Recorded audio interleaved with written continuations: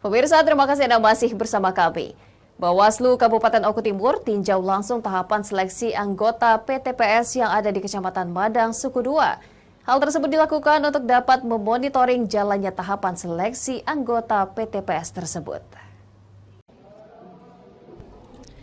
Tahapan seleksi anggota PTPS di Kecamatan Madang, Suku 2, Kabupaten Oku Timur pada saat ini masih dalam proses perekrutan. Ada sebanyak 108 peserta yang ikut dalam tahapan proses rekrutmen tersebut. Untuk memastikan perekrutan anggota PTPS tersebut berjalan dengan lancar, Badan Pengawas Pemilu Kabupaten Oku Timur yang diwakili oleh Koordif Penanganan Pelanggaran Data dan Informasi Oki Endrata meninjau langsung proses seleksi anggota PTPS tersebut.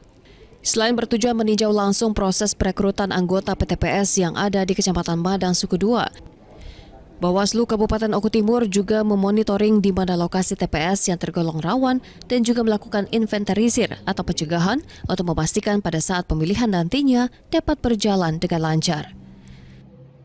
Suku 2 ini ada TPS yang rawan, maka dari itu salah satunya tujuan kami ke sini untuk memastikan di mana tempat posisi TPS rawan dan juga melakukan inventarisir ataupun kiat-kiat pencegahan sehingga pelaksanaan hari H nanti berjalan.